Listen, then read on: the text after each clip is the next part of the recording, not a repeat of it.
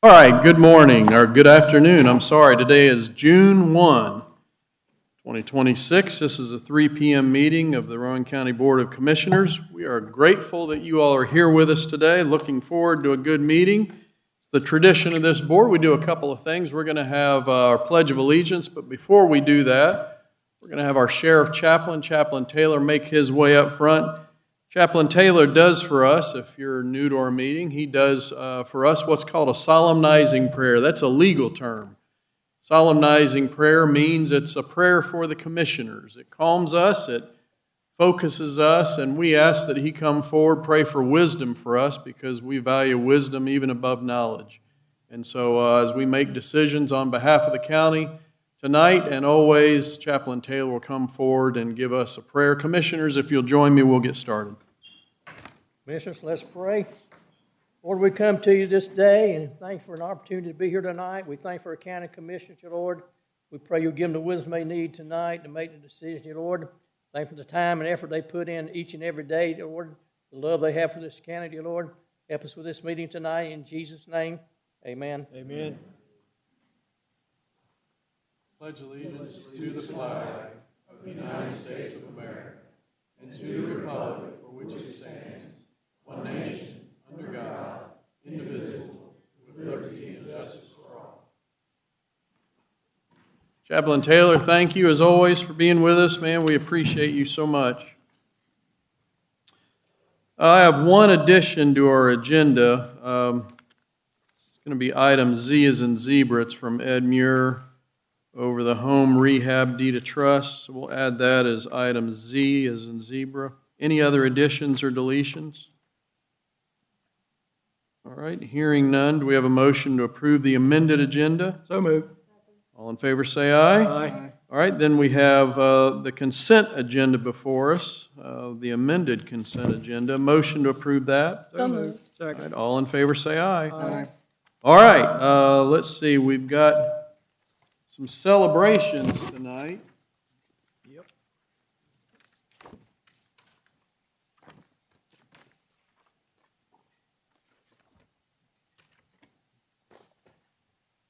If I can get to them.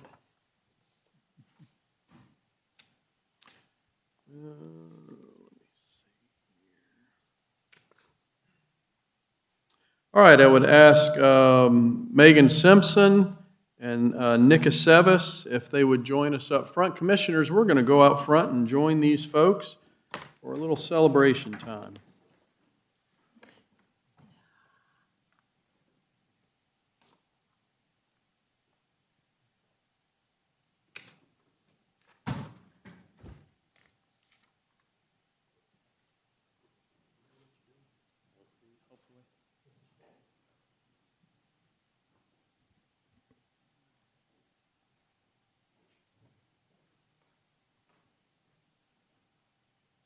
I can do a little intro and then toss it off to you if you want to. Megan couldn't be here tonight. She is out of town, so she's got me pinch hitting, so I'm sorry if I give up any home runs. I apologize. So that's a baseball reference for anybody who didn't know. So what brings us here today? During the America's 250 celebration during this year, we came up with some different type of events and activities for our community members to take part in, and one of those was an essay contest. And what we did is we challenged our sixth graders in the public school system to write why it's great to live in America. And the purpose of this is just to encourage civic reflection and writing excellence among public school students. Essays were 250 to 350 words for sixth graders, like I said. Each Rowan County public school or middle school submitted one essay per school. And there were prizes involved. So first place receives a $250 prize for America's 250th. I think if we keep it under 251, maybe? No. The second, and bear with me here, is $177.60 for 1776. I think Aaron came up with that, maybe. And then third place is $125. So we had some great submissions. They were really hard to grade. I was one of the folks that was had the privilege of grading those or reviewing those. There was a team that was put together in the county that got to read those, and then we submitted the ones that we scored, and I think Sarah and some others put together who those winners were with the many submissions that we put in. So with that, I think you have some winning names here, some folks that might be here representing. We do, and so according to the information, the second place person has already had their taxes withheld, it sounds like, but the first and third will be responsible for paying your own income tax. So, well, we're going to start with third place. It's really an honor that you guys took the time to do this and had the interest in doing that. That's the important thing, is when these possibilities are thrown out, sometimes it just doesn't pique people's interest. But it piqued your interest, and we're really grateful that you got involved in this. So I want to introduce to Rowan County the third place winner, West Rowan Middle School's Fatima Dia. Fatima here.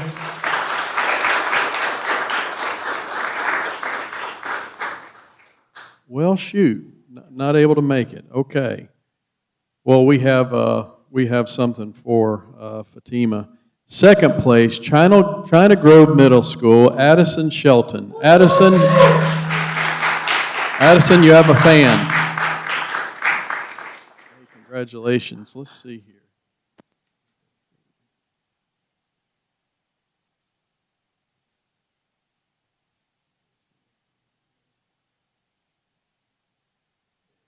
There it is, Addison. We're going to give you that.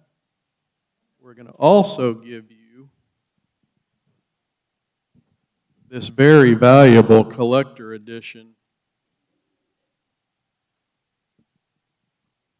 Rowan County the 250th anniversary of the United States. It's one of these challenge coins, and so you're one of the first ones to receive these. We just got these not long ago, so we'll give you that. And would you like to tell us the title of your theme? You remember that?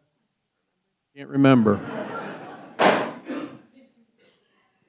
Been 2 months, so she's moved on to bigger things. So we have.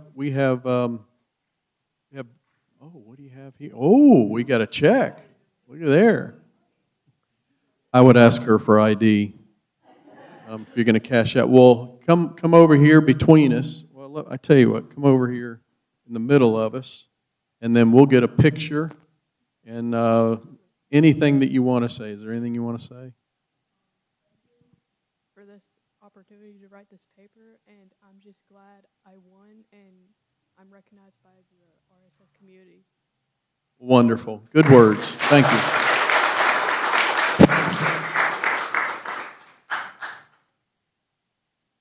All right, congratulations to you. She's buying dinner on the way home. All right, and our grand prize, first place winner, is Miss Sarah McKinney. Sarah, yeehaw. Come on up, Sarah.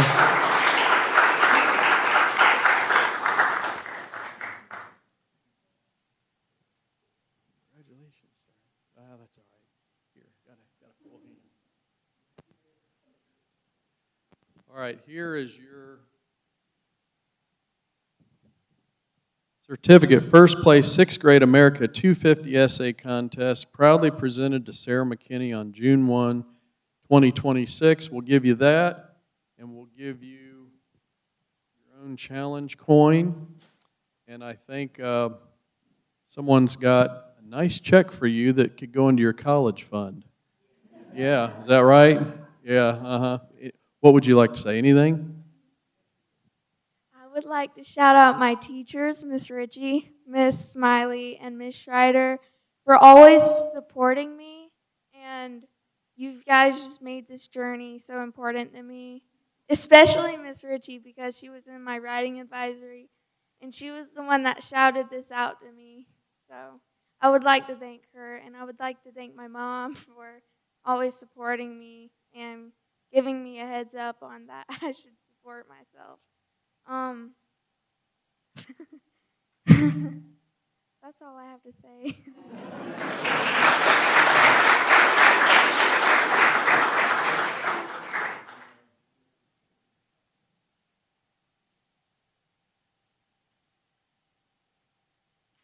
All right, I should have done this the first time. We're going to do this now. Could we have her family stand? Yep. But congratulations to the family. And then, do you have some teachers here with you? Well, tell us who you have with you. I have Miss Ritchie, Miss Ritchie, stand, please. All right.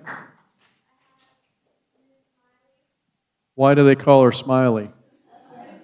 She's always smiling? All right. Who else? Miss Schreider. All right. Thank you. Well, anyone else? Nope. Well, congratulations. Okay.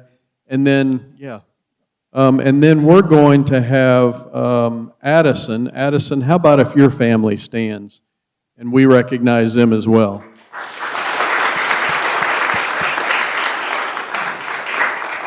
Anyone else with you, Addison, that you want to introduce? No? Okay. Congratulations. All right, that's pretty great. So Rowan County's star shines bright here, so our future is good. So we appreciate the work that you guys did. Now we're going to bring up Shelley Linhausen, who has a real special presentation for one of our commissioners. Hi, I'm Shelley Linhausen. I'm the group leader for the Quilts of Valor Foundation, Freedom Peacemakers, located here in Salisbury. What we do is we make quilts and award them to area veterans. This foundation started in 2003 and has now over 730 groups across America. As to date, we have awarded 435,000 quilts. So it's dear to our hearts. And somebody has nominated one of our county commissioners, Mr. Mike Caskey. So we are here to award him a quilt. Let me tell you a little bio on Mike. If nobody knows, you might already know. He started his military journey in the Army Reserves, where he dedicated his service from 1993 to 1999, primarily with the 337th Unit based in Charlotte and the 901st in Salisbury. His commitment to serving his country continued when he joined the Army National Guard in 2019, and he has been an active member ever since. In response to the global pandemic, Mike was called to duty in 2020 as part of the COVID response team, showcasing his adaptability and dedication to public service. His military career took a significant turn in 2025 when he was deployed to Kuwait as part of the Operation Enduring Freedom, further emphasizing his commitment to protecting and serving. Throughout his time in the military, Mike has held various roles, including that of cook, transportation driver, which he equipped him with diverse skills. His explanatory, I'm terrible at that. I need my teachers up here, has earned him several accolades, including the Global War on Terror Exemplary Medal and the Army Commendation Medal. Yeah. In addition to his military service, Mike has been actively involved in government as a county commissioner since 2012. If anybody has a veteran in their life, please visit the Quilts of Valor Foundation. You want to stand next to your quilt here, Mike? At qovf.org, and on there's a place you can nominate a veteran. Like I said, even if he does not live in our county, we cover Rowan, Davie, and Davidson. If he does not live in our county, it will go to the group closest to where he lives.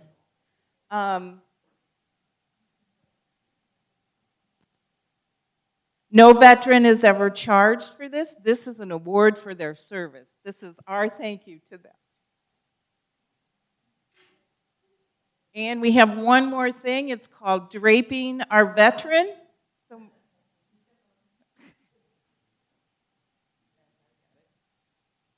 Mike, please accept this hug from America and also the Freedom Peacemakers.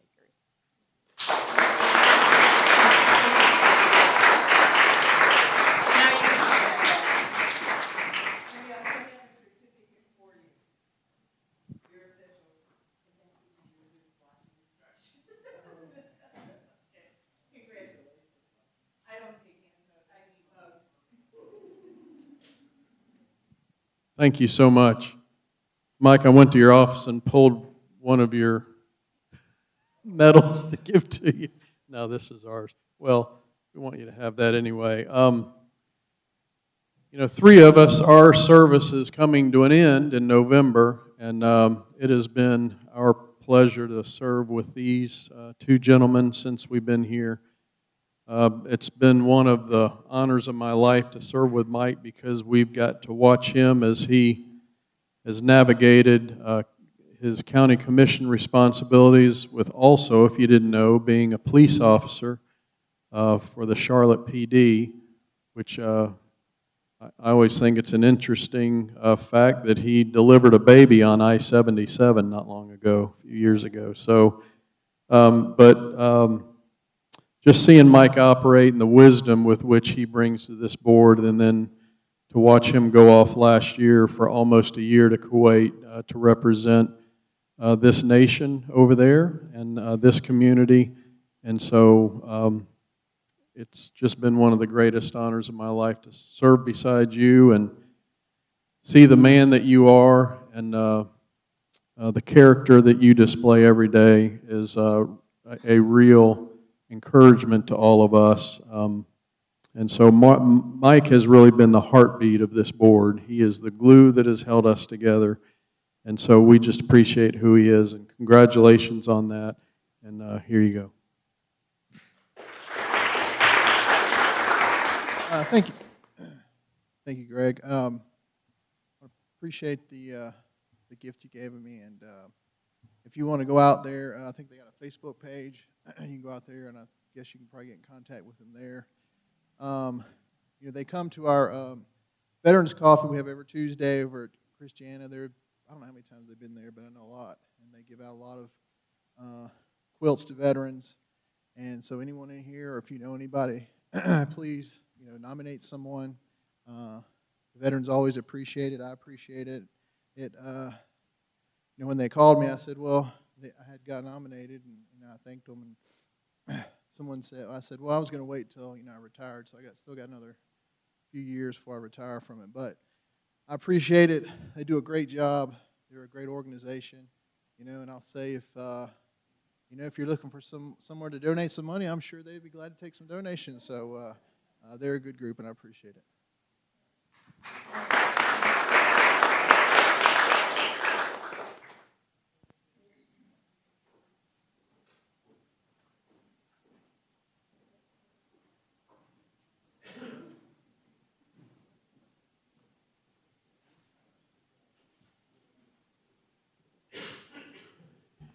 If you know anyone that's a veteran, I know veterans like to hang around with veterans every Tuesday at about 11 o'clock down in between Granite Quarry and Rockwell at Christiana Lutheran Church.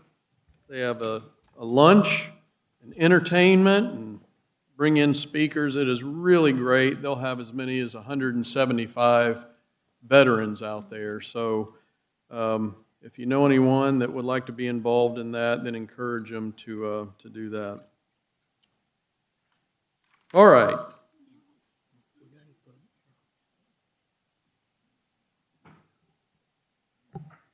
There's no public comment. All right, we don't have anyone signed up for regular public comment. There went Aaron.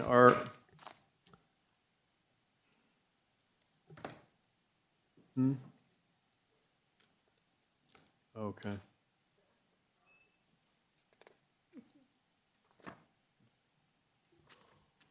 Yeah, go ahead, Anna. Yeah. So the next item is for the public hearing on the proposed budget, and I just have a couple items that wanted to go over real quick that are some edits that need to happen in the language that was in there. So the first one is in the capital projects list. We had listed the Nature Center as getting $5 million. That's going to be Dan Nicholas Park as a whole. It's not going to be just specifically for the Nature Center. So we're going to clarify that just to bring that to everybody's attention. And we will clarify that with like an addendum too before you vote on the budget. And these are still general fund items. We're going to add in the language, if you guys would like for me to, under your Board of Commission salaries, that you're eligible to get a $50 stipend for your cell phones. If you're not already receiving or have a county phone, we're going to put that language in there so that's an option for each commissioner. Yeah, let me clarify that. Yeah. When you become a commissioner, you get a county cell phone. And that's whatever that cost is, could be $75 or $100. Some of us chose, I didn't want to carry around 2 phones, so I'll tell you what I'm doing. I just said, well, I've already got my own cell phone. So they said, well, instead of buying a $75 or $100 a month phone, we'll just give you $50 for Correct. the use of my phone. So that's what we do. And so there are others who Would prefer that over carrying a county. yeah, they don't want a second phone. So No, it's just 50. so that's what's so here for us 12 years later they're making that adjustment. So it's, I think it's $55 a month. Oh, but I'm sorry. 55. Yes, I thought it was 50, and that's my bad. In the new ordinance, the way it's listed. That's the way it should be listed for everybody. Let me look. It's $660 a year. Yeah, Okay. Which if you that's divide 55. that by 52 Yeah. pay We- periods by 2, Yeah, okay. Yep. I So got it'll it. be the $650 a year. Yeah. And we'll just make that a monthly stipend, All if right. you choose to do that over having a county phone. And then another clarifying item is, in the budget, we had listed those SROs as deputies. They should be corporals. And so we need to make that language change so that we can hire them at the correct level. I don't think there needs to be any dollars with that, just because they may not all be hired the very first day of the year and all that kind of stuff. So I think we'll have some room there to leave the dollars where they are.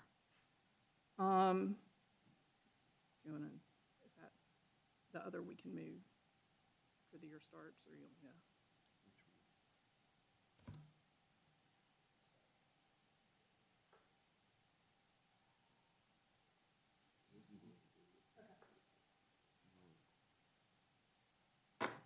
Okay. And then EMS has a contract for their, it's the beds that are in the back of the ambulances. What are those called? Stretchers. It's a Stryker is the brand name, but I don't know what, Stretcher, there you go.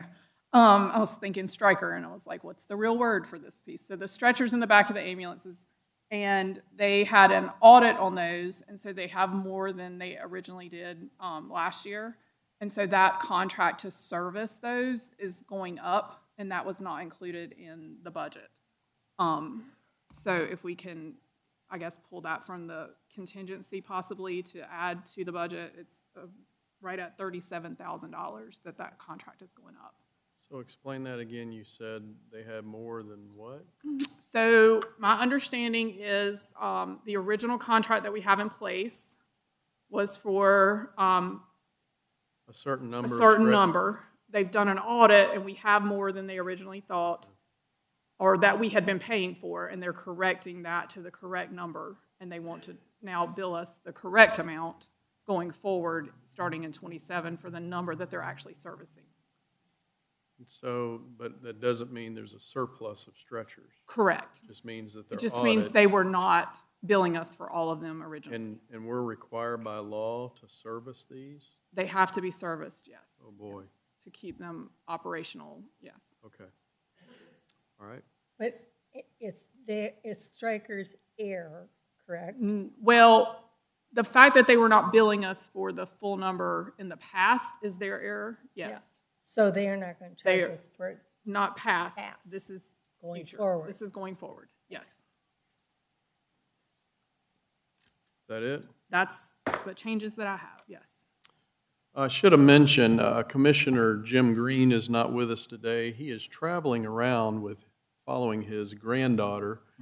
If you don't know, Emma Clark is an all-world softball player. She was, I think, female athlete of the year a couple years ago for the whole state of North Carolina. And she is a starting player for, and this is hard for me to say as a Florida fan, Tennessee can't even say it, volunteers, which I am a Tennessee, oh boy, I can't hardly get this out, Tennessee Volunteer Girls Softball fan. And they are really doing great. And if you've not seen, then look it up on YouTube or ESPN or something. They're trying to get into, I guess, the World Series. And Emma hit a walk-off home run, game-winning home run this week. Was it yesterday? Yes. Yeah, yesterday. And it's just an amazing story. And so Jim follows her around watching her play in these tournaments. So it's a great time for Granddad. I was able to speak to him briefly today. Our signal was not real good, but I asked him if he was wearing a T-shirt that said Emma Clark's Granddad on it.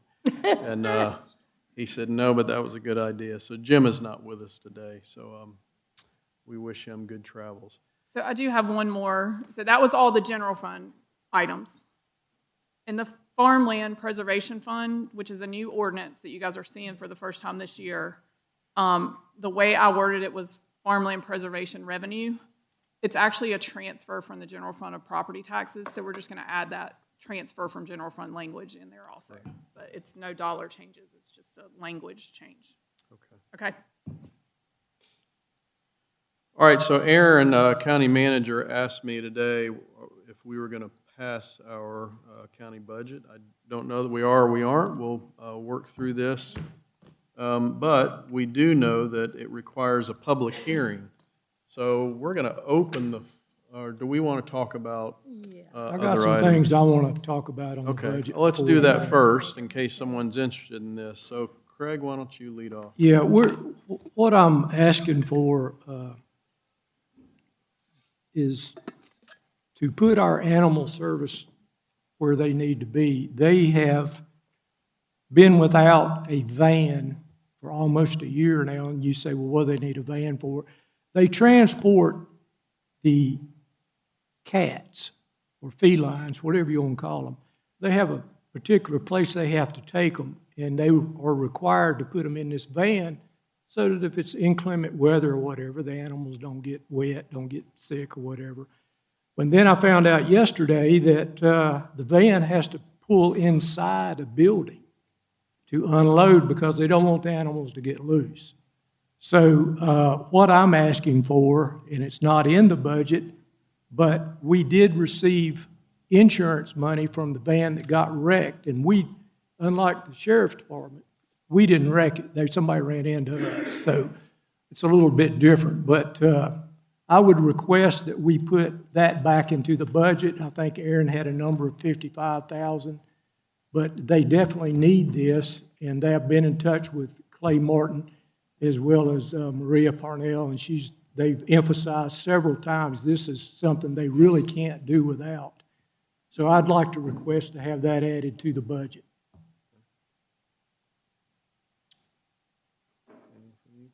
Yeah. Are we just going to? Yeah. Okay. My request is for United Way. It's a one-time monetary allocation for the hub, which they are in the process of. They have purchased a building, it's downtown, it is being remodeled, and the hub itself, what it's all about, is bringing in a number of nonprofit organizations so they can share office equipment and space, and so it's going to cut their expenditures greatly rather than having individual offices each. And I know this is a big ask, but their total amount of request is not for us. This is the total amount that they need is $6.3 million, and they have raised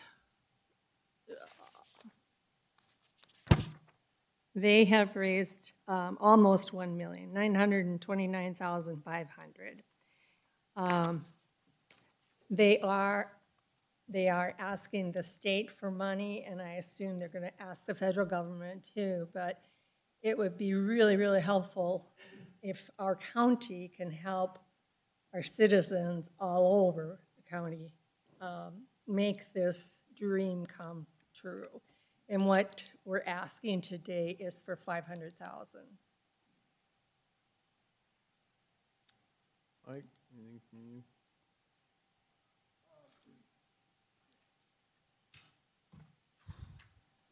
So I have, all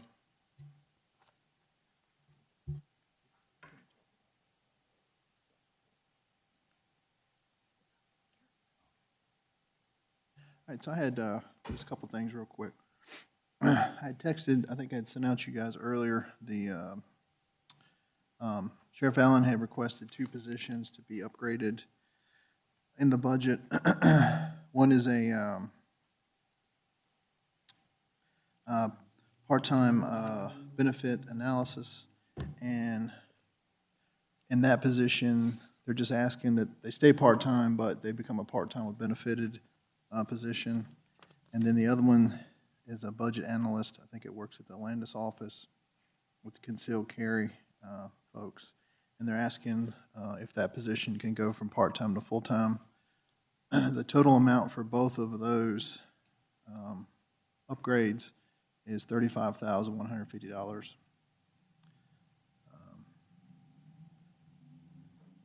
And then another discussion I would like just to talk about, I don't know where anyone's at on this because I didn't think about it till just now, or a few minutes ago. First I was going to check, is our $10,000 grant in there for fire departments in the budget this year? They're in there, okay. So I think we've been at that number for, was it 3 years? 2 years? 2 or 3 years? This will be the second year. This will be the third year. This will be the third year. And so 27 will be the third year. Okay, we're coming up on the third year. So it's been the same 10,000, and I know, inflation, and especially several of the chiefs have talked to me about fuel costs. And so I'm wondering if there'll be any interest in moving that up to $1,250 from 10,000. So it'd be about, I think, 75,000, I believe, total. Probably a little bit less because I don't remember the exact number. But at 30, if it was 30 apartments, that'd be 75. I think there's like 28, because some of them are service areas, but I don't know the exact number. But 75 would probably cover both of those. And that's all I had.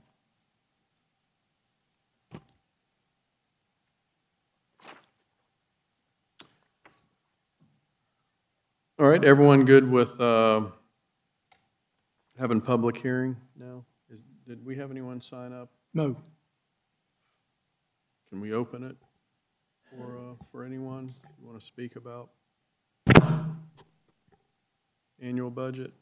Does anyone want to speak on the annual budget? Raise your hand. Okay. Saw a scratching of the head, but not a raising of the hand. All right. All right. We don't have to pass that today. A couple of new items, I'd be comfortable in looking into them, having those discussions. But it's the majority of the board, what the majority of the board wants. But we don't. Did we have the public hearing? We did, and no one. Okay. Yeah. No one spoke. We didn't have anyone signed up for public hearing, and so, and then apparently, you want to speak? Yeah, I have a question. Well, come on forward. Yes, sir.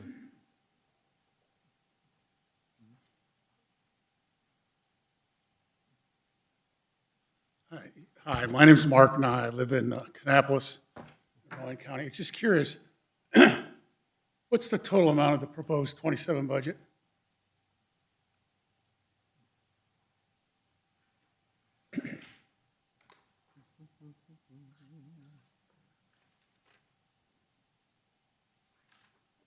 Get to the right page here.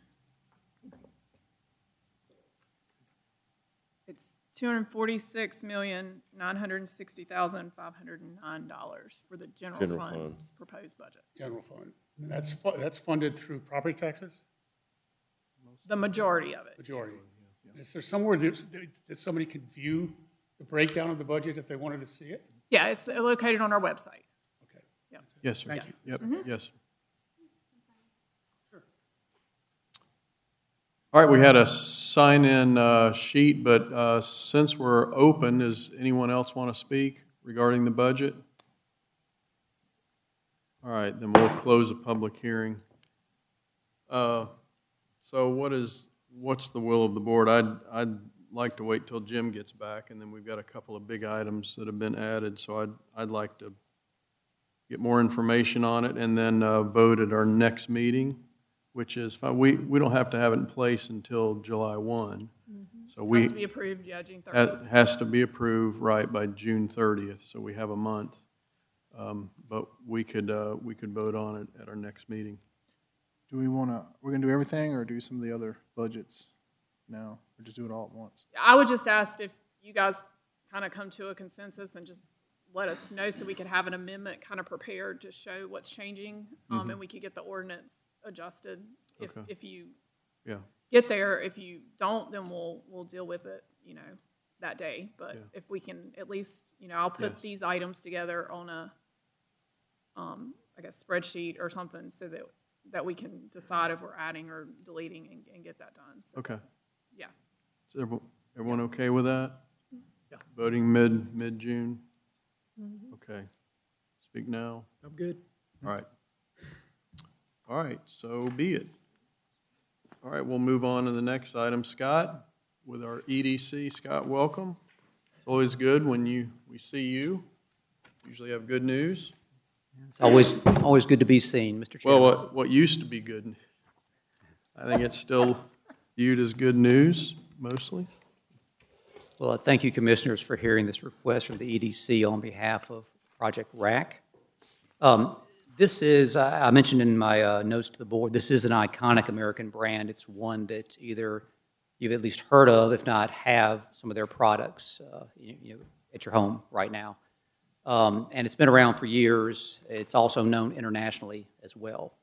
Right now, they're looking for a site in the southeastern United States for a new distribution center.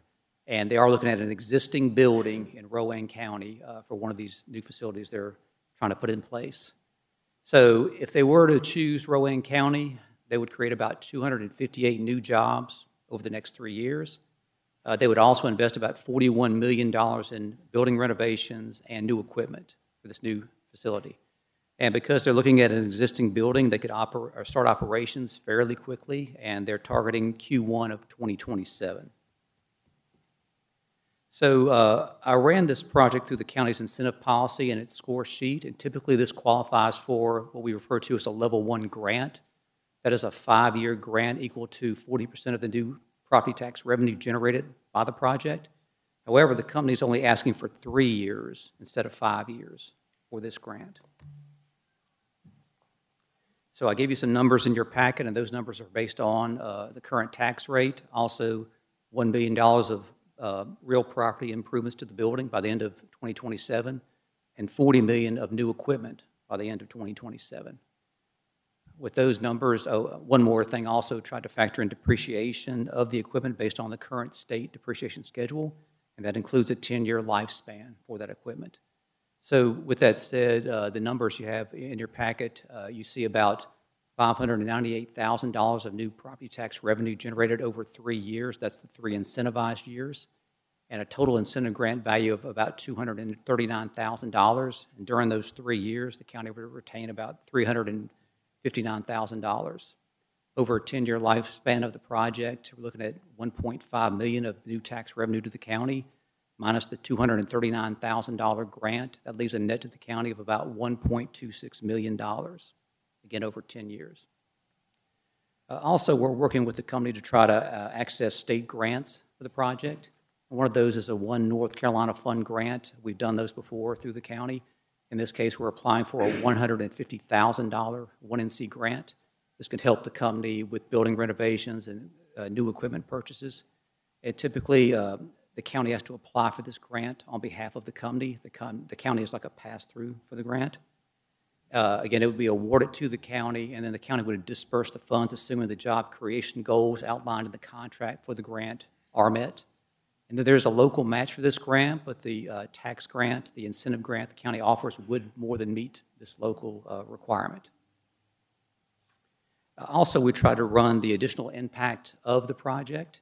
And we ran some software through a company called Jobs EQ. It's an economic development software package. And with that, it estimates that these 258 new jobs generated by Project RAC would also help create about 74 indirect and induced jobs for the project. And these are jobs that, I guess, the best way to probably explain it is that indirect jobs are basically, let's just say, suppliers, right? The company comes to your community, they have suppliers that supply goods to the company, and they need new people to help fill those needs. The induced jobs are, like, for example, a restaurant opens up down from this facility, and they have to hire new wait staff based on the increased demand because of the business. So there's an added effect for these jobs coming to our community and spending their money in our community. And we estimated about $5.5 million of employee wages and benefits for these 74 indirect and induced jobs.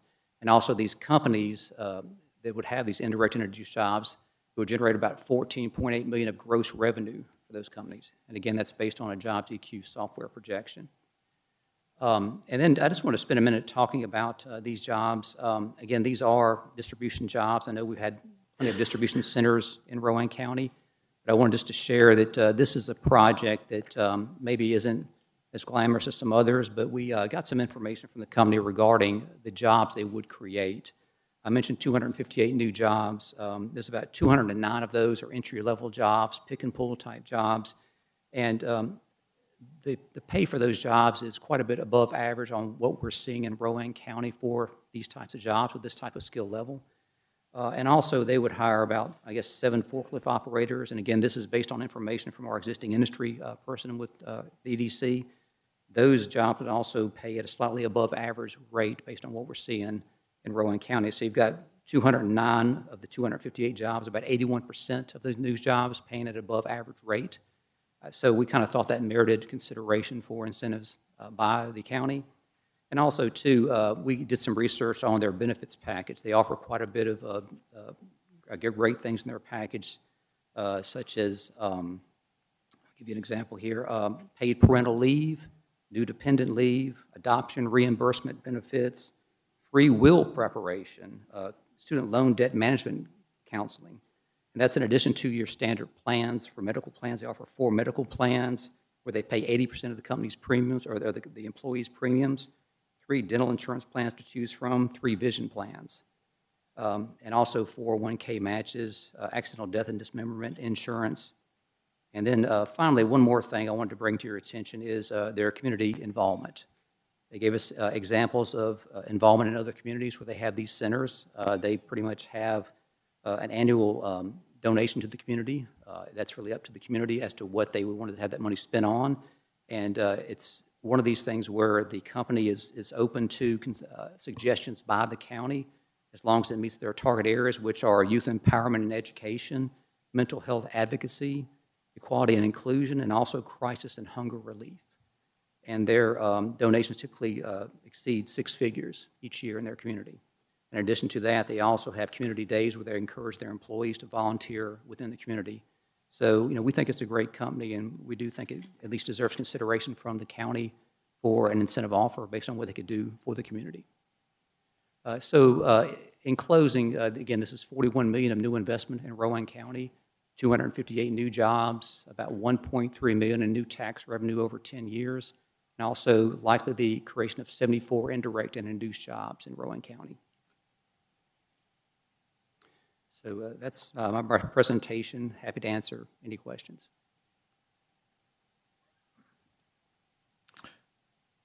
Hey, Scott, so this is going into a building that already exists? They're not going to be building a new building somewhere for this? That's correct, Mr. Caskey. It would be one of these new spec buildings that's out there in Rowan County right now that's currently vacant. And then, because we talked a little bit on the phone, so some of these,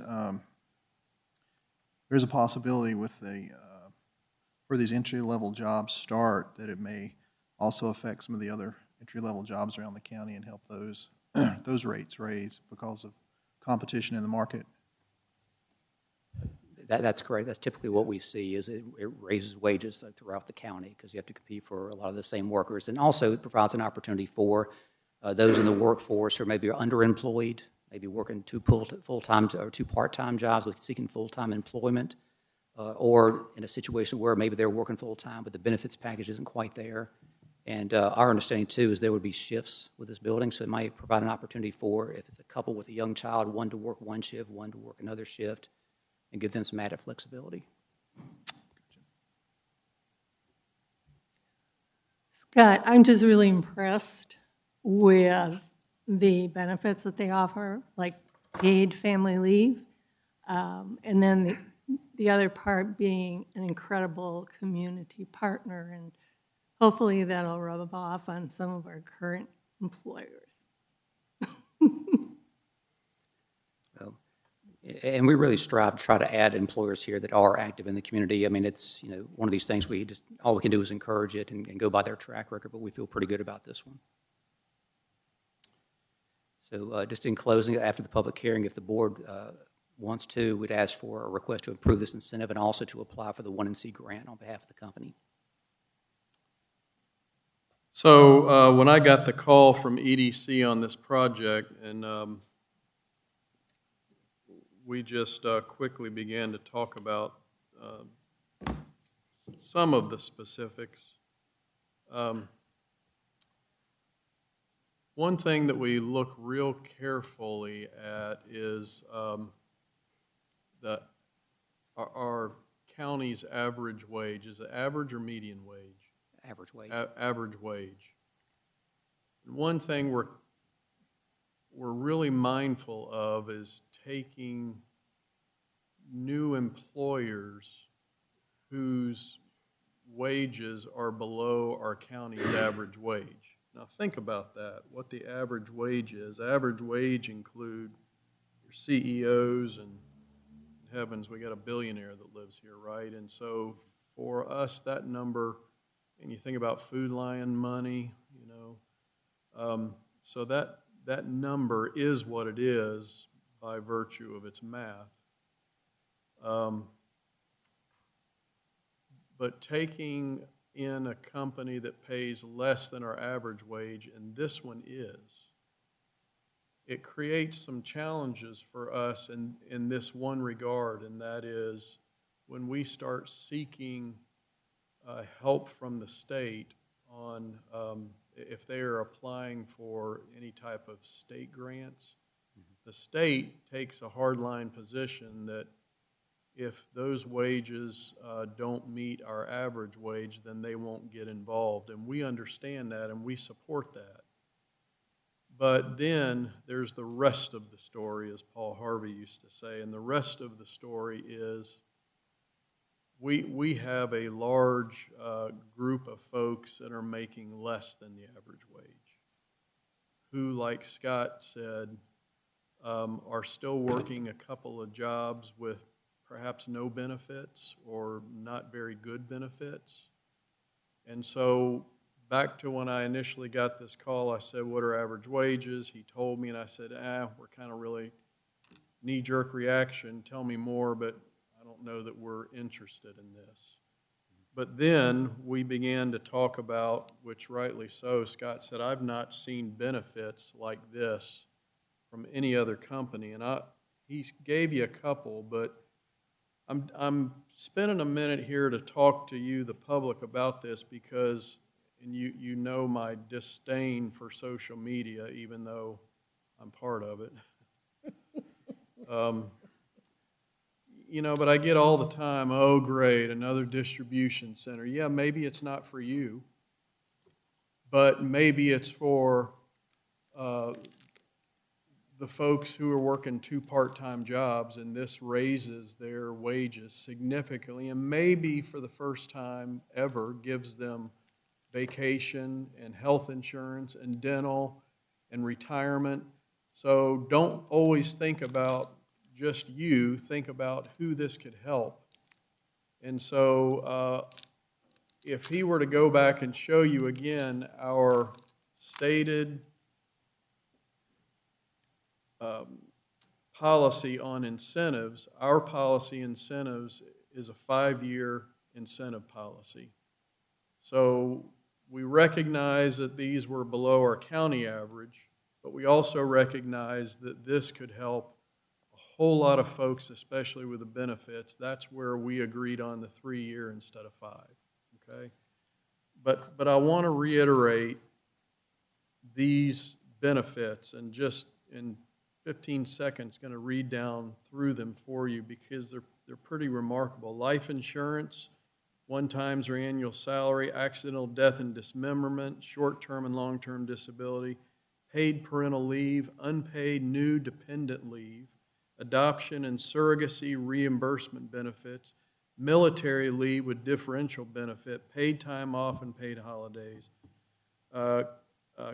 confidential employee and family assistance program, emergency assistance services, parenting and backup care benefits, benefit hub with major discounts, cashback rewards, lots of voluntary benefit offerings, free will preparation services with AFLAC, student loan debt benefit through Candidly and company merchandise discounts, voluntary benefits, employees can enroll in free medical insurance plans, well-being programs and incentives offered through WebMD, 3 dental insurance plan options, 3 vision plan options, accidental critical illness, spousal critical illness, and hospital indemnity insurance, supplemental spousal and dependent life insurance, supplemental AD&D insurance, legal plan and identity theft programs, 401k and Roth 401k with a company match, and anyway.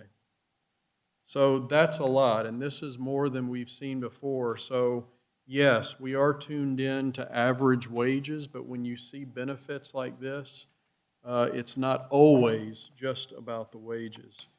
And then the last thing, and I'll tell you what we've asked for, and maybe when we saw how involved they are in the community in benefiting organizations in the community, our big concern right now is education.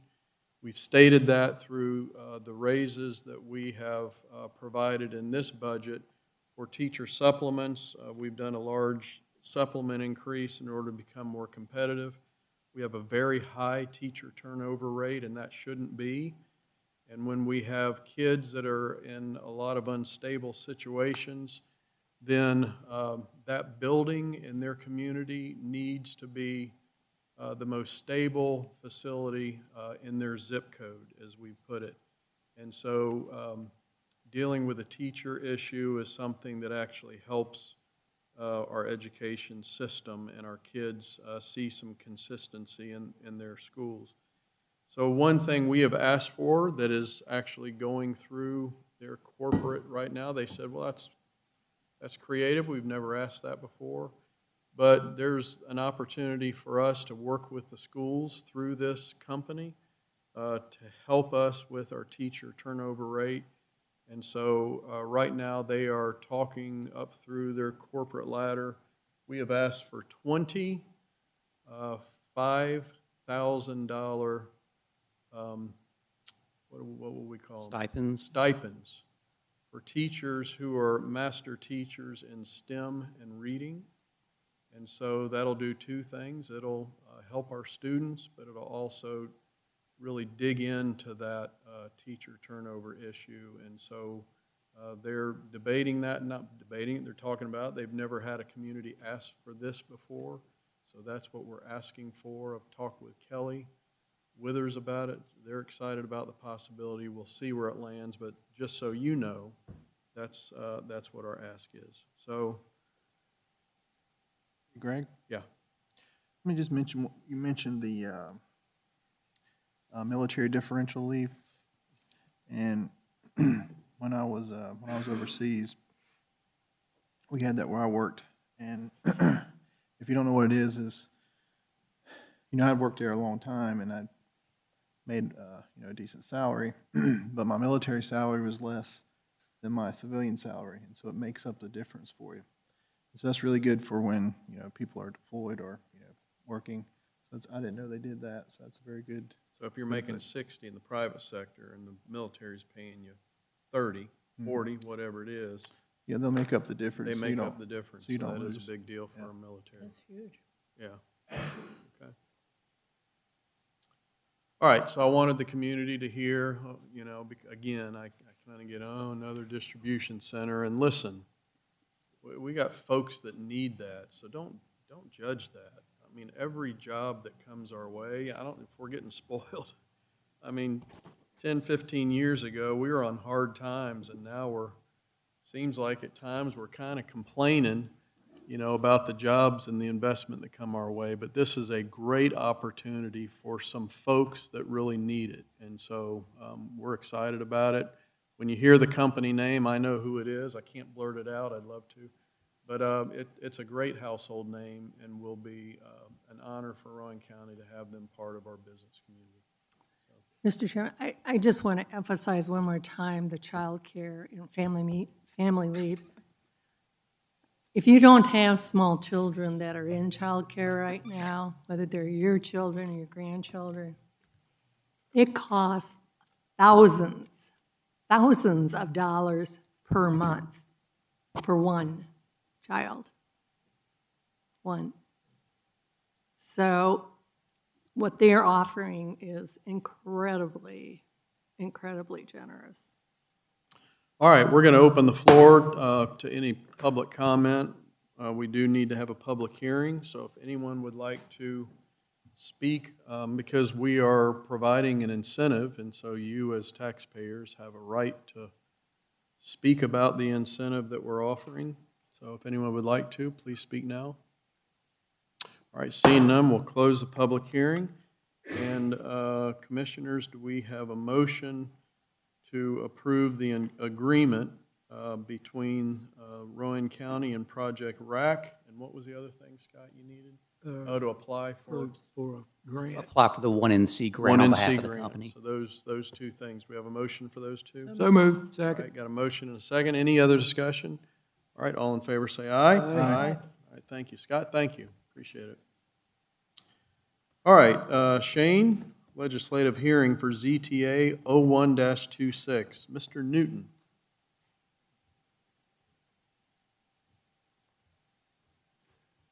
Thank you, Mr. Chair.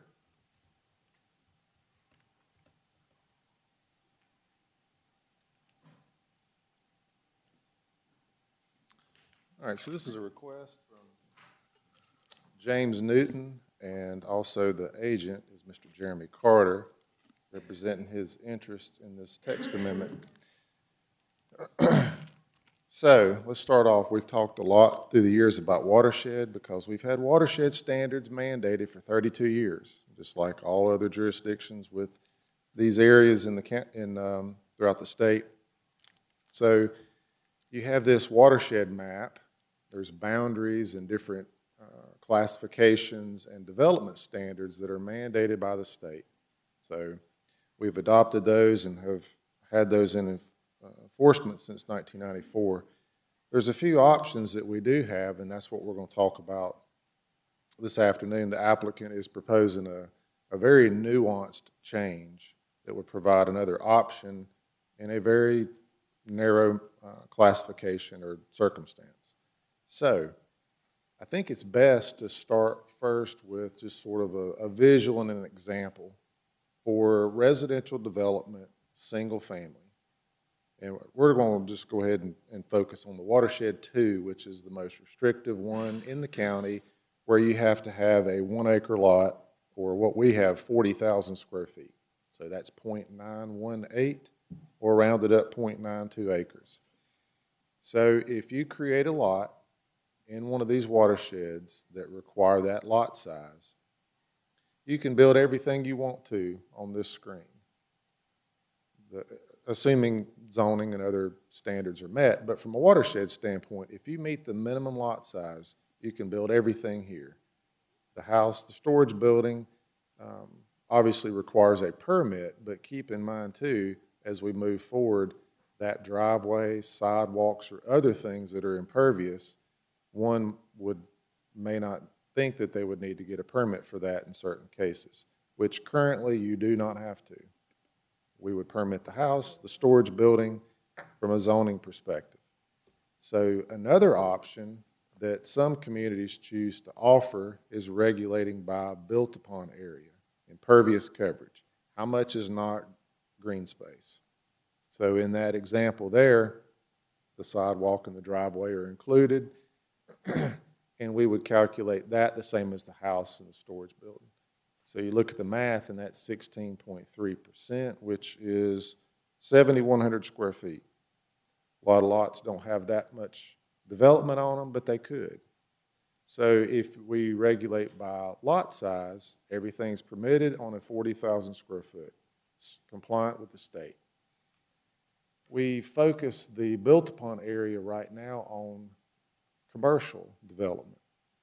So in this example, we do have a proposed amendment that, one, we definitely don't, nor would staff support a change that would be a very broad application to allow everybody in those watershed areas, which I focused on the watershed 2 balance, but we have one other district. Let me go back to, you say watershed 3 critical area, 1 acre, watershed 2 balance, 1 acre. That's all of these blue areas in that green here. That represents almost 9,000 parcels. Be untenable to manage something like that, to allow people just to have built-upon area and us manage it, and future buyers understand what's going on. So with all that said, I'm going to focus on this proposed amendment and tell you the very, very limited options that I think that it would ever apply to.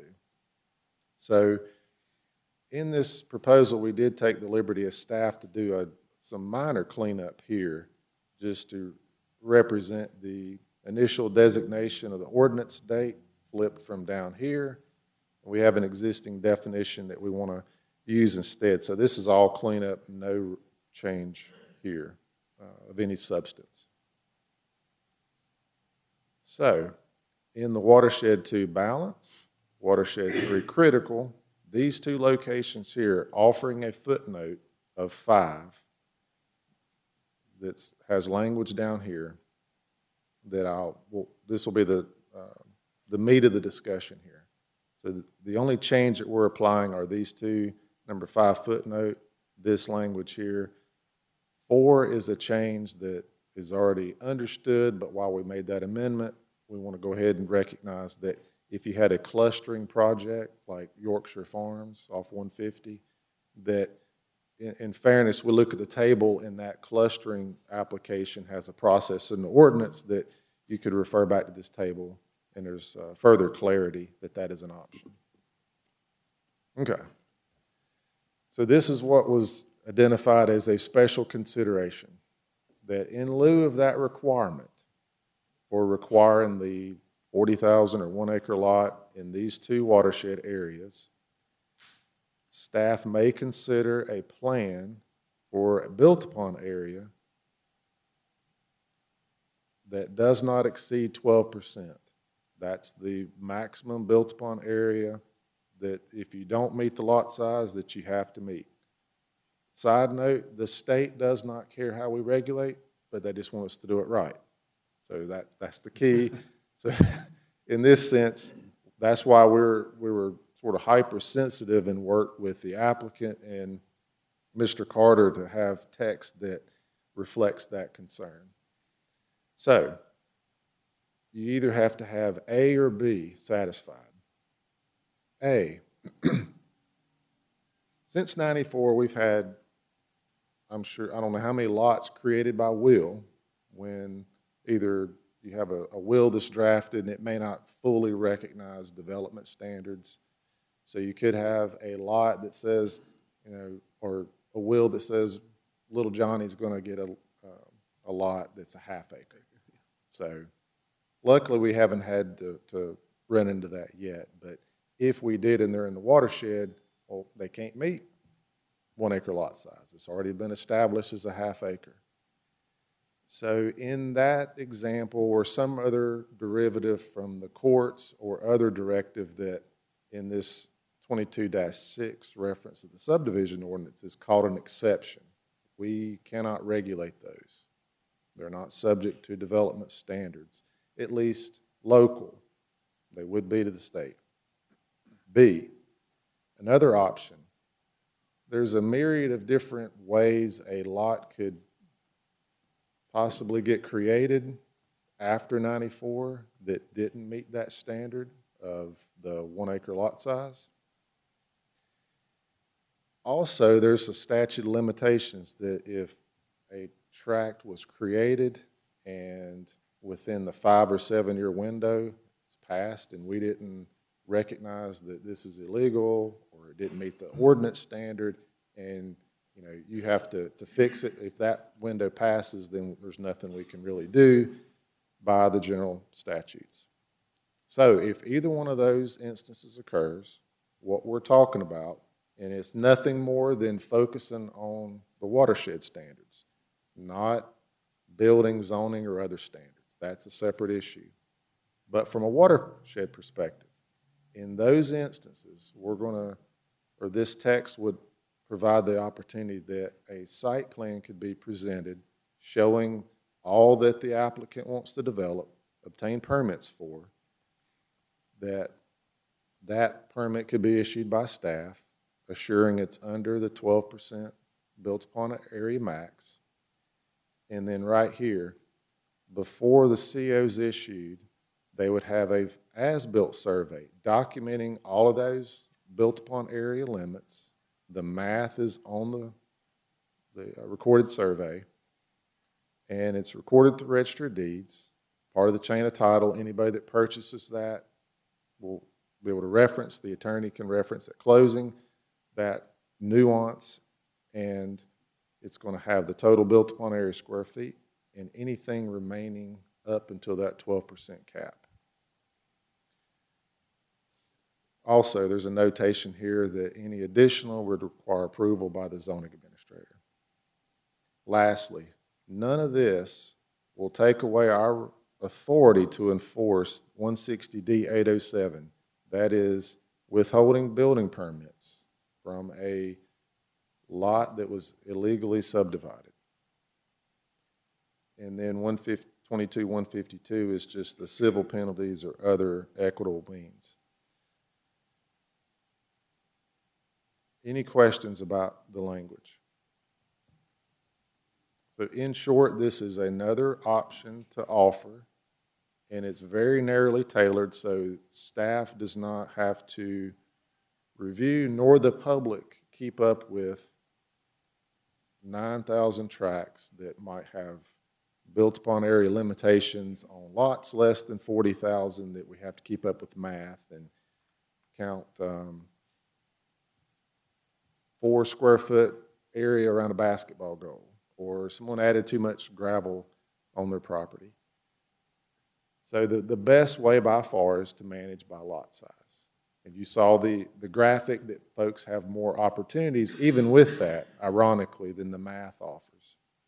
So you would assume with this application there's a tract in mind that would apply to. And with this, if passed, staff could review that site plan, and a proposal of less than 12% built upon area on a tract, less than 40,000, would not create a watershed violation. So go back, I have one question, and that is, prior to the issuance of certificate of occupancy, a final as-built survey shall be recorded by blah, blah. So they will have gone through permitting up to that time.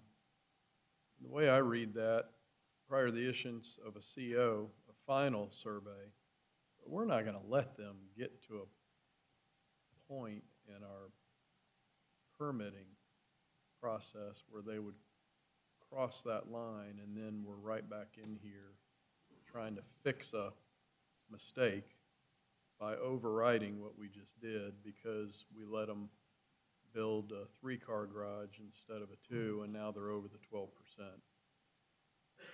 How does that? So right here, we first will have a site plan proposal, so they'll know what they can build. Okay. And then down here is the assurance that they follow that, which that's really what matters, but in fairness, we start off. But yes, they're there would be a lot of problems, not just locally, but also the state if they exceeded that. There's no recourse at that point. But Shane, how many non-approved homes or buildings are built in our county each year? Do you have any that don't have COs and paperwork? Well, keep in mind too, this isn't really pertaining to the development per se. It starts with the lot was created. The lot was less than the 40,000 square feet. Okay. I will say the pluses and minuses of our department is we keep track of every one of these and have since '94. Okay. And not to knock at other jurisdictions, but a lot of places, if it's in the GIS system, they're going to give them a permit. So we just know which ones are out there. But I will say this, we do have a tract I know of that it's just under 40,000, let's say, I think 36,000 square feet. Mm-hmm. And it's been established for 25 years. They've been paying taxes. They've sold the tract. Future purchasers didn't know that it was under the amount. So it's really a challenge. How do you fix something like that? You can't, I mean, the land is there. It's already established, and this is just a way to ensure that we don't create a watershed violation at the state. So the purpose of the watershed rules are there because if you have too much water, it's a racing down and causing problems, or what specifically? I think the best way of looking at that, so let's just take Back Creek, Sloan Creek here.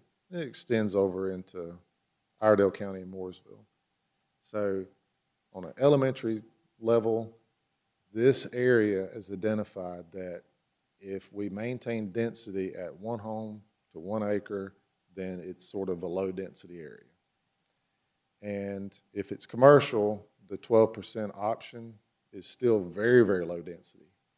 The only way to exceed that are those watershed allocations that we talk about, and that's just 10% of the entire acreage that applies to. Iredell County, Town of Mooresville, and Rowan, all collectively 10% of the acreage that we discuss. So in a very short attempt, that's just identified as a level of development that will protect the drinking water supply in these areas. And up here, it's a totally different math, but these are the most regulated, the watershed twos. So where I'm going is probably a little further than what we're talking about, but when we've got these type of situations, are you recommending, or are there any rules that say, putting in dry wells and gravel and different things to help slow the water down before it gets to the waterway? There's other standards like vegetative conveyances, so there's an attempt to not have curb and gutter, and there's other standards, but mind you, with residential, 1 home per acre or 12%, which is, I think, 4,200 square feet, 4,500, you're not going to have any of those problems. But for the commercial, and you'd use the high density or S&I, those have additional standards to ensure the development runoff is slow. Okay, thanks. The Planning Board did recommend approval unanimously. They offered this statement for consideration here, which is on page 7 of the staff report too. And so after I conclude, open it up for applicant, agent, and then the public hearing was advertised in the Post. And after conclusion of the hearing, the board would need to adopt a statement of consistency and a motion on the request. All right. Yeah. Welcome. Sir. I'm Jeremy Carter. I represent the Newtons. They're the owners of a particular tract, but it's really not about a tract. This is about lots of potential tracts. Things to think about that make this proposal make sense is this actually will encourage uses that are consistent with existing neighborhoods. So some of these non-existent or non-complying lots would actually be eligible to build duplexes and other things that have higher density of use under the 12% rule, because your current 12% rule covers multifamily development. So a 0.9 acre tract could get a duplex on it right now and can't get a single family dwelling. And this would be in areas that would have otherwise been more valuable to the county to have single family dwellings that match the rest of the neighborhood. So hopefully this will encourage good use of our local land. The other thing to keep in mind is that the problem of things you can't govern, that lots that get thrust upon Rowan County by court order, we can't control. Even as lawyers, we can go and argue about a case, but we can't control what the judge or judicial system will determine when land has to be divided by partition, or how a will be drafted. Our statutes don't give y'all that control, and the courts have to interpret, and lots are created, and then you end up with lots that can't be used in our county because they don't match our watershed rules. And the people who are drafting these wills, they don't have to have an attorney go look at that and say, well, what will that do to my land in the future? They've just got to be able to handwrite it and sign it, and it's a valid will. And mom or dad divides up their land in 4 pieces to their 4 children, and they each get a with quarter. With a good heart. Well-meaning. Yeah, and now the value is robbed. Yes. And then the other thing that I like that goes into your proposal is that this exception that is now being used becomes readily apparent in the title search. So when a new homeowner is buying a house that's been built and it's used this exception, there's going to be a plat for that particular house that shows exactly how much of the 12% has been used and how much is still available. So if they decide they want to add on a covered porch out back, they would have to go through a process of getting that approved. And if their 12% is already used, they would buy that knowing they cannot add on. It would be clearly on that plat. Real estate agents would be able to see it. Closing attorneys would be able to see it. Appraisers would be able to see it. So all the people involved in that process of helping a new homeowner acquire will now have guesswork taken out of that. They'll know what they've got left to work with. And it is, as Shane was saying, for the vast majority of developers coming in, many of them are not going into these low-density areas to do subdivision work. These are low-density on purpose. There's not water and sewer there. Major developers aren't coming to these places. These are typically going to be one person selling off an acre at a time in an unplanned way compared to our planned developments that we're much more used to seeing as county commissioners for y'all and as attorneys for us. I've got my clients here. They're willing to answer any questions you may have. Again, this is not about any particular thing on their lot. It's about how to use some lots that have been created over time that are otherwise unbuildable, or maybe if they're buildable, it may not be maximally used compared to how they're zoned. Okay. I'm glad to answer any questions you may have as well. Thank you, Jeremy. Do you all want to question anyone? Okay. All right, thank you. Thank you. Thank you. All right, we'll open the floor for any public comment that we have, legislative hearing. Anyone like to speak on this? All right, then we'll close, and I'll offer up, if we're heading that direction, if y'all are okay, I'll offer up this statement of consistency. ZTA 01-26 is consistent with the Rowan County Land Use Plan and is reasonable and necessary because the proposed amendment provides a pathway for density compliance for a limited set of outlier parcels not previously considered by the ordinance and relies on existing regulatory mechanisms, requires documented compliance, and balances meaningful watershed protection with the legitimate interests of landowners. I'll make that in the form of a motion. Is there a second? Second. All right, we have a second. All in favor say aye. Aye. All right, then, do we have a motion to approve ZTA 01-26? So moved. All right, a second, all right. Any other discussion? All right, all in favor say aye. Aye. Thank you. All right, Jeremy, thank you. And thank you all. All right, Anna.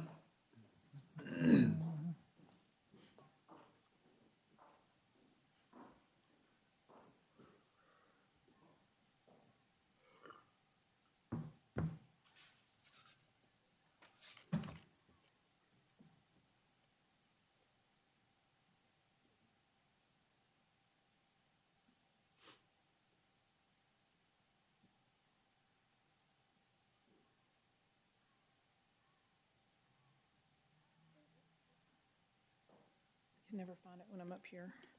All right, so at the last meeting, Chairman Ed's asked that we look at a debt management policy to go with our fund balance policy.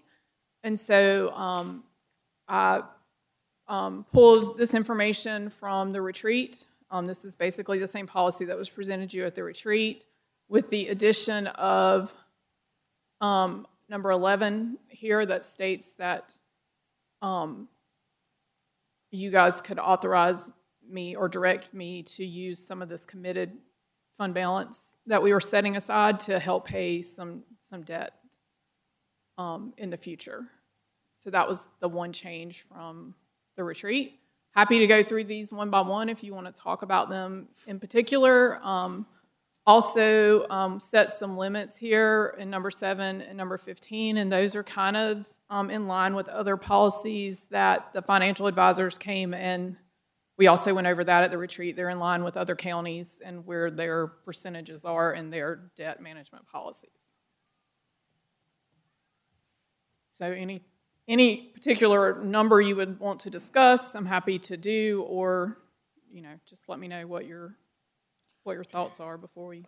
So that number 11 was when we were talking about when we were automatically moving percentages over to the capital fund, and then we decided we want to use the capital fund money to pay debt down. If you guys decide that if that fund builds up and you would like to use some of it to pay some debt down, then this would allow us to be able to do that. I think you would want to let it build up maybe and see what our capital needs are before we use it because our debt margin is it's low compared to other communities or right in the median with other surrounding communities. But it does give us the opportunity to do that. Yeah. Would you, in layman's terms, discuss item number 4? I sure will. Let's see. Where feasible, the county will explore the use of special assessment and revenue or other self-supporting bonds instead of general obligation bonds. So if we were to ever, let's see, probably one of the best examples might be our landfill, let's say. They're enterprise funds, so if they do debt, we would potentially not use general fund money to do that. So that would be one. There's other areas where, and I don't know that this would happen in our community, but it's possible. If we had a large convention center that was like somewhere like in Charlotte, that's a money maker in and of itself, you can do debt that's directed at just the revenues that facility would bring in. I don't know that we'll ever have anything like that, but I wanted to have the language in here because if there was ever something like that, you want to be able to use those revenues and not be pulling from property tax revenues to pay debt down. That's situations. Terrifying thought. It's absolutely, yes. We are but not something that you want to, it's language that you want to leave in the policy so that if it ever comes about, but pick a different example. Not something that I foresee us it's possibly given us really the using. shakes. Can you use a different example, maybe? I know, right? Just that's an example that I think people could understand, maybe, yes. Number 7, direct net debt is a percentage of total assessed value. So that's talking about total assessed value of the county. Correct. So currently we're around 22 billion. 21, Correct. 22 Correct. billion. Mm-hmm. So 2.5% of that is about 50 million?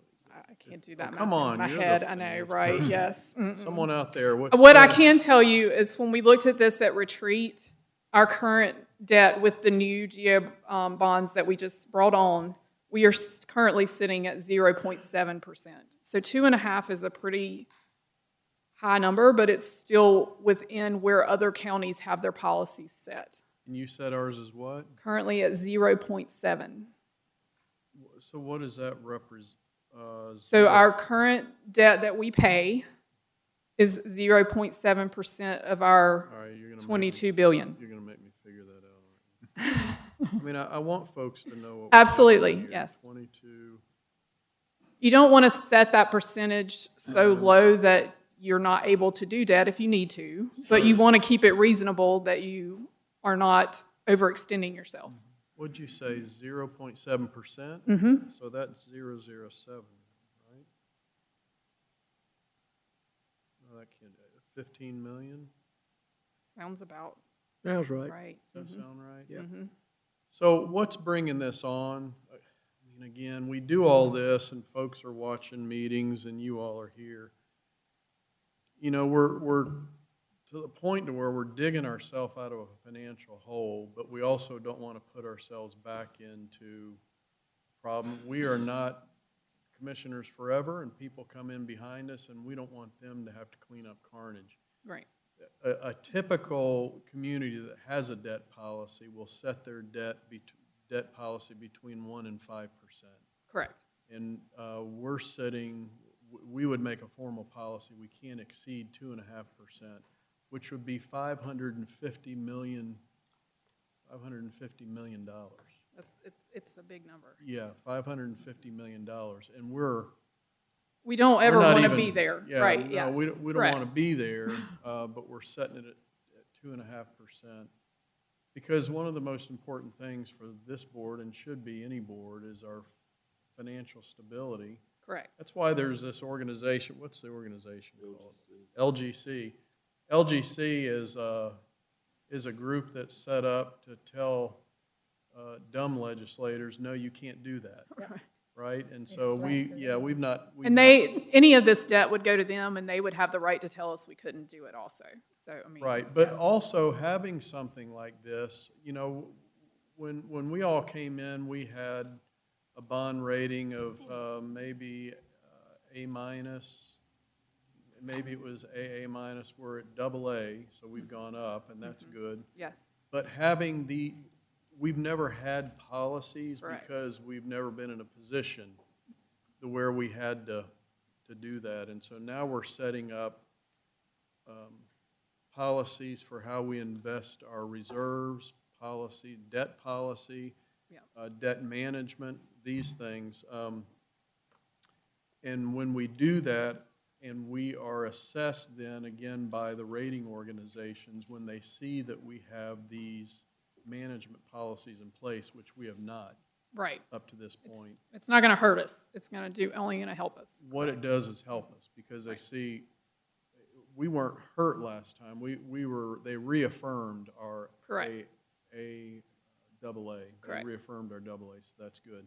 But these are things that we can do and leave behind that'll actually help us perhaps take the next step in our bond rating. Yes. Okay. So then item 8 is looking at our expenditures and doing the 15%, which is all the other communities that we were able to find that had these policies. They were all at 15% except one, and it was at 20. So that's why the recommendation would be the 15. And that would be in our case about $36 million a year in debt expenditures. And we're currently at 8.6 is where we're currently. That's, so yeah, that's great. Okay. So do we need to vote then to place this? Just adopt this policy if you don't have any changes for it. Okay. Yeah. No public hearing. Nope. Okay. All right. Do we have a motion to adopt this debt management policy? So moved. Thank you, Craig. All right, Judy. Any other discussion? All right. All in favor, say aye. Aye. Aye. Thank you all. Thank you. Yeah. Well done. Shane, back again. Morgan Land Development, ZO3-26. Is Ed just not going to do anything tonight? He's gonna look pretty. Getting overtime. Well, that is hard, so.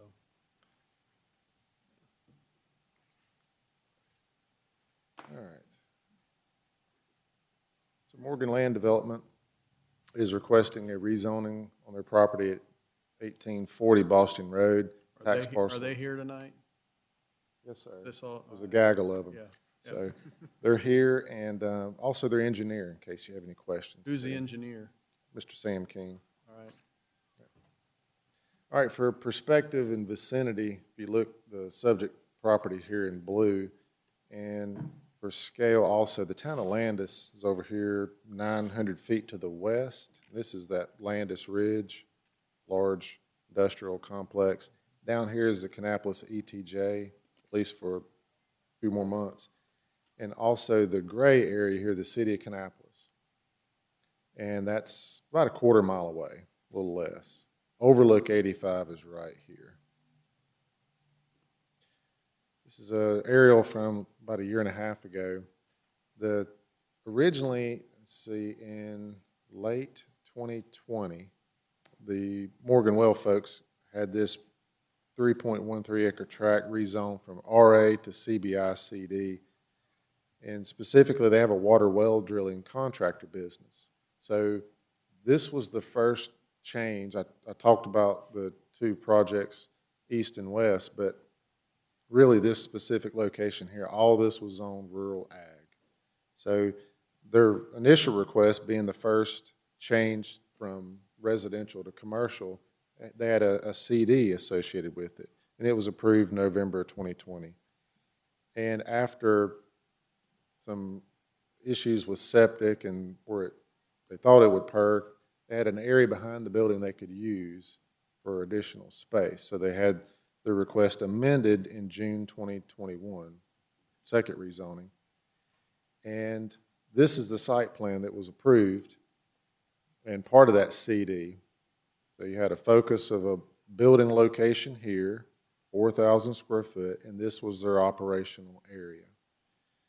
So in terms of the conditional district, as y'all know, it has to be, one, volunteered by the applicant. We can't require a CD, but we can also not approve the rezoning. So that's the flip side, and they decided to have a CD with their first request. And so what we're getting, quote unquote, out of this that's a higher standard would be this vegetation here, screening, hollies, and some more ornamentals, crepe myrtles along both road front. But everything else in here would be the base CBI requirements. The request would modify the current CBI CD and strip the conditional district and go to a base zone. This right now is their third rezoning request. What that would do for them is if they ever wanted to sell it, it could be another business that is allowed in that CBI zone. They could, if they want to add on to that building, they don't have to come back to the board, and it provides some of that flexibility there too. So let me point out a few of the changes that have occurred since that first change in 2020. North side of the road, we had an approved commercial CBI CD zone for mini storage, and that's a 6-acre lot. It has about 43,000 square foot structure-wise approved on that site. Just to point out a few other little things in the vicinity for reference, the highest praised church is here, 26 acres. Kannapolis Moose Lodge, 20 acres. So the purple is Landis Ridge. It was originally annexed in 1999 and then added on additional acreage in 22 and 23. Right now there's 4 buildings. I think this is a future building for 5, and 1.2 million square foot. It's a distribution center. And then over here, Overlook, this is spec, so that's planned development and then agriculture. That's a placeholder zone. But over here is Overlook 85. So your Google announcement, $750,000, future option for 1. That's 532 total acreage, annexed in or 2020 and 23. All these were after, except for the portion of Landis Ridge in 99. So all those changes have occurred since our initial request for zoning designation. There's a few images, building front once it was completed in 21, and then the current view from Boston Road. And then here's some of that landscaping from the Old Beatty Ford Road side, looking at the side of the building. And then as you're coming westbound on Old Beatty Ford, some of that storage area. And then the Boston Road mini storage on the top left, and then Moose Lodge, overlook 85 here. That's from the off-ramp, looking back up, you see the water tower. And then the point building there on the corner at Landis Ridge that goes way back into the site. So it's a pretty simple comparison. There was one land use allowed, SIC 70 or 17 for construction trade business, and it's opened up into whatever's allowed in the CBI zone. Mind you, keep in mind it's a relatively small tract and it's very narrow, has a guardrail on it. So what it could offer in the future, probably some additions and some additional parking that's currently being used, so it will address that and then allow for a change of use in the future. From our land use plan, it does reference general business, which is a not identified zone yet, but it does prefer retail service along those major arterials, and anything that more intensive would be encouraged within that corridor, which Old Beatty Ford Road would definitely meet that, and within the 85 corridor here with these two dash lines. And it does reference, which it does not abut residential, increased screening and buffering, which they did do that with the screen. As far as our notifications, this is a letter that went out to residents. I think there were 10 adjacent landowners. We received one phone call, and the gentleman was just curious what it was about. I remember from the last two, I think we had one or two, and once they heard what the request was about, no concerns, no emails. Had this in the post, sign on the property. Planning board recommended unanimous approval. They offered this statement here on page 5 of the report. And then after the hearing, consider the statements here and then also a motion on the request. Any questions? James, I know it's hard to tell on, picture this small, but that strip of land that they want to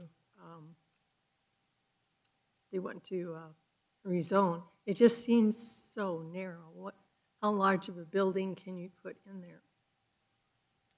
Probably what they had or have. You could add on. They did have a little canopy behind the building, which that should get a permit, and it can be addressed now if it's amended to a straight CBI zone. But if you look here, this was the original tract before the road come through. So you had two properties that, made something viable out of it. And that building, 4,000 square foot. So in terms of what could be offered here, I think most of that's difficult terrain, but you have an access point here. If DOT grants for something else, they could use that lower half. Does have some limitation from the watershed rules too, but by and large, it's going to be small. Okay. And there's going to be a gravel pit on it. Say that one more time. So, do I understand that there's going to be a gravel pit? Gravel pit? No. Oh, I'm sorry. No. I'm misunderstood. All right. The applicant like to speak? Anything you'd like to add?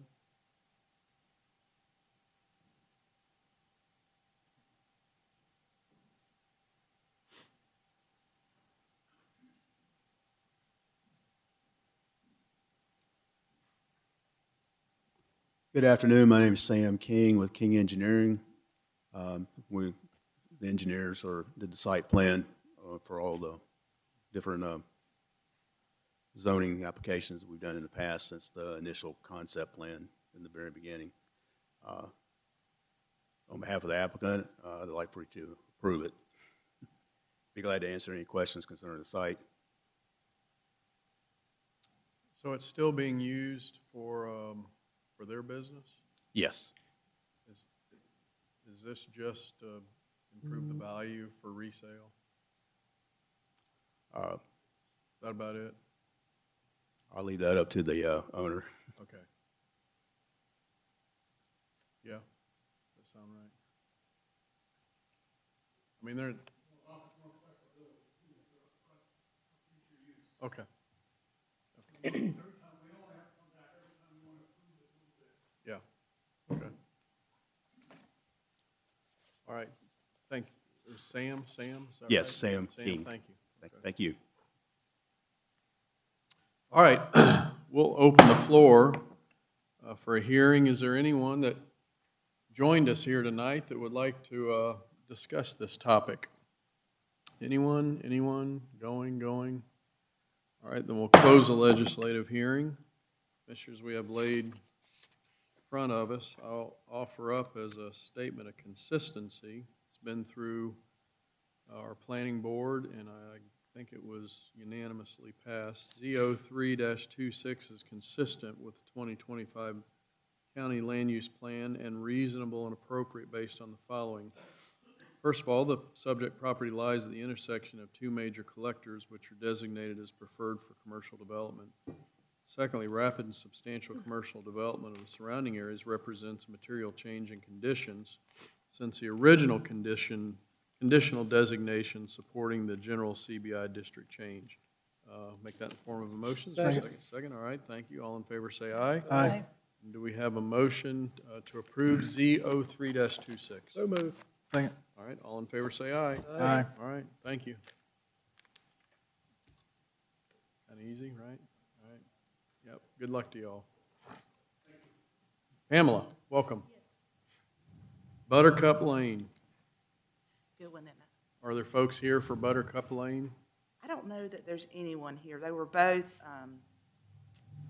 not really contested. Anybody that's going to have changes have signed off on the petition. I didn't really expect anybody here.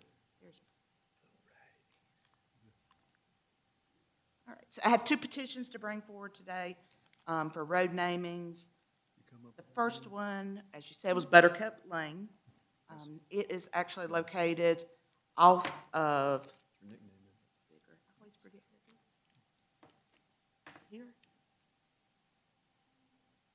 That one, sorry. All right. So it's located in the 3000 block of Millbridge Road. They're wanting to build an additional house here, and there's also a couple more lots that could be developed one day. Not sure if they're going to be. The name was approved through Emergency Services, and we just want to hold a public hearing on that name today. All right, we'll do it. Do you want me to do that, to present the other one as well? Yeah, let's do both of them. Second request is from the owners at the 6000 block of Brooklyn Ferry Road. They have suggested, and the name Cabin Drive has been approved by Emergency Services. They're building another house. They've already have two, and they're building a third one. Therefore, they have to name it. So that is my second one. All right, we'll open the floor for a public hearing for Mike Caskey's favorite road, Buttercup Lane, and for Cabin Drive. Anyone like to speak on either of those? All right, we'll close the public hearing. Commissioners, do we have a motion to approve both of those names? So moved. Second. All in favor say aye. Aye. All right, thank you very much. All right, we've got a few board appointments. Let me read through these. Franklin Volunteer Fire Department Fire Commissioners. These three people have applied for open seats.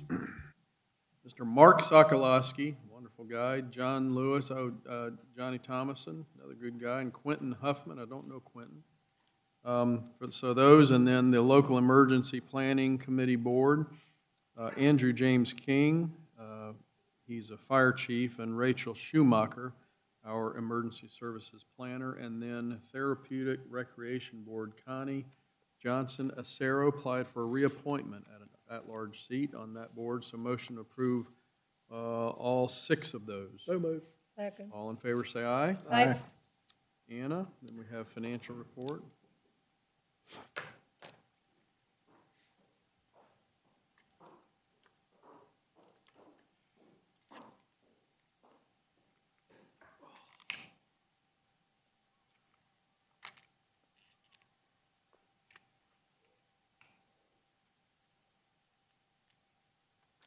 All right. So this is our cumulative expenditure report for April. And we are currently at 175 million, which is up 12.9 million over the previous April cumulative, or 7.9%.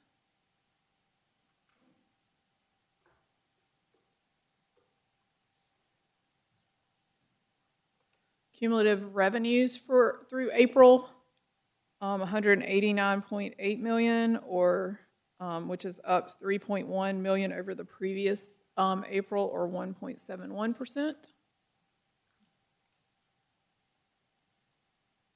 Then when we look at property taxes collected through March, we're at 118 million, which is 5.7 million over the previous March, or 5.13%. And sales tax is through January. We're at 26.5 million, which is up 932,000 from the previous January cumulative, or 3.65%. And then the month of January by itself was 3.5 million, or 214,000 over the previous January, or 6.53%.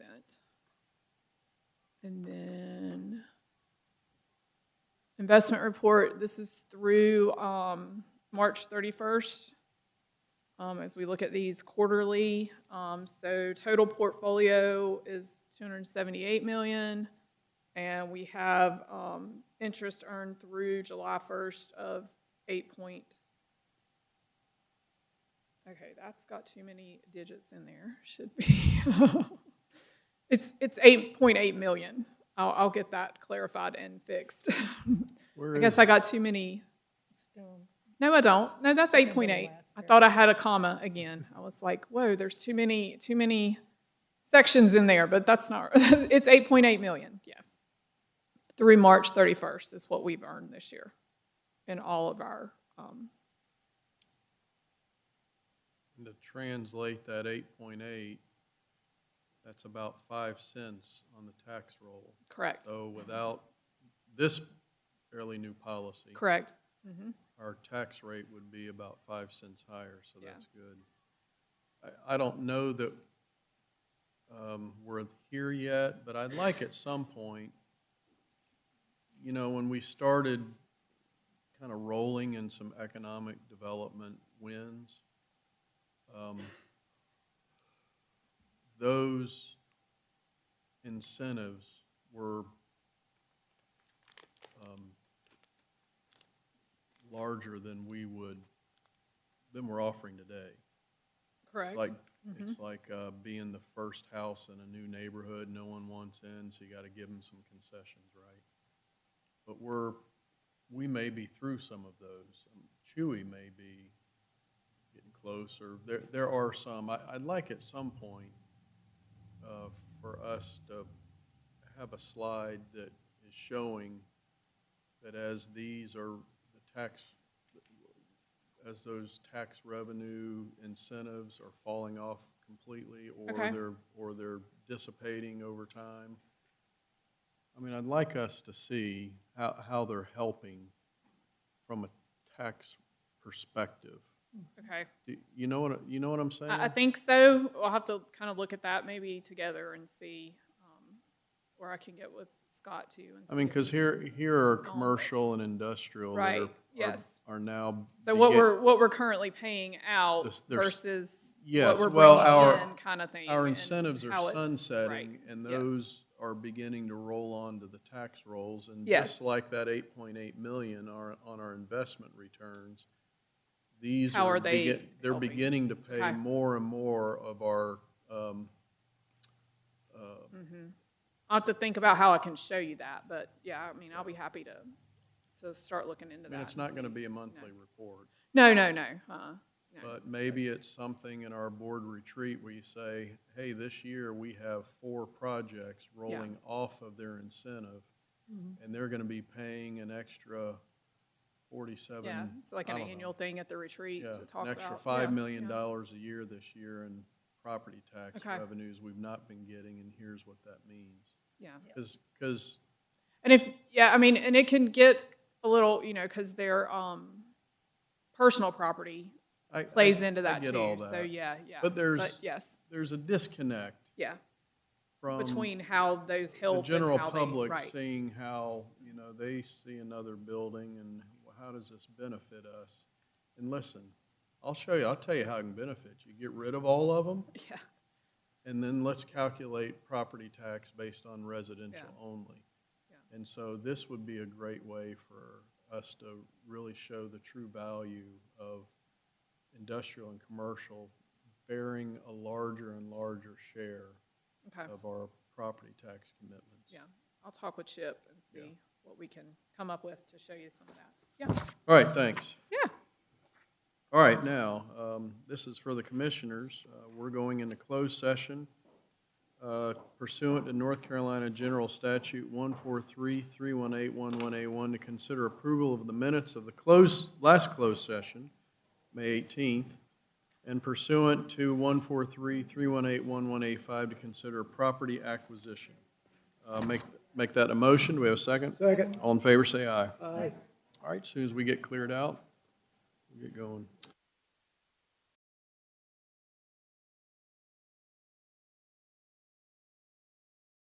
All right, we're back. No action to come out of closed session. Commissioner Pierce? Yeah, motion to come out of closed session. Second, all in favor? Motion to adjourn. Second, all in favor, say aye. Aye. Be safe.